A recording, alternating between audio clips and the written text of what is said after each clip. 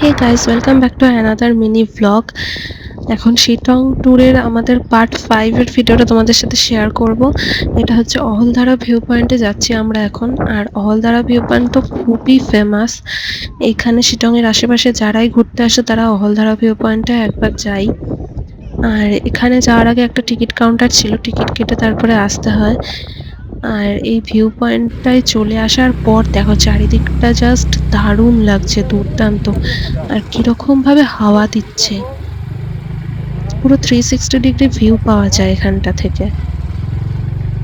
চারিদিকে পাহাড় আর সামনে তিস্তা নদীও দেখা যায়। পরে তোমাদের সামনে থেকে দেখাচ্ছি, তিস্তা নদীটা খুব সুন্দর দেখা যাচ্ছে এখান থেকে। আর ওই সামনে দূরে দূরে সব লোক গেছে, দেখো পিঁপড়ের মতন দেখাচ্ছে। ওইখানে দেখি যাওয়ার ইচ্ছা আছে। আর এইখানে দেখো তিস্তা নদীটা দেখা যাচ্ছে।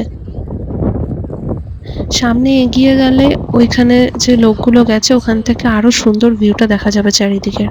কিন্তু আজকে মেঘ করেছে, দেখো আকাশে পুরো কালো হয়ে রয়েছে এক একটা দিক আকাশের। আর পাহাড়ের চূড়াটা পুরো মেঘের মধ্যে গিয়ে মিশেছে এক এক জায়গায়, দারুণ লাগছে।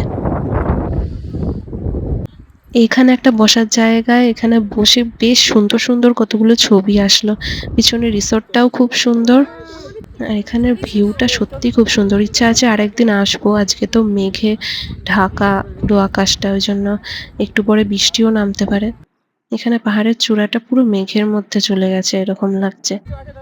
আমার পিছনে ওই যে লোকগুলো দেখো পুরো পিঁপড়ের মতন দেখা যাচ্ছে, ওইখানটাতে যদি যাওয়া যায় তাহলে খুব সুন্দর ভিউ দেখা যাবে।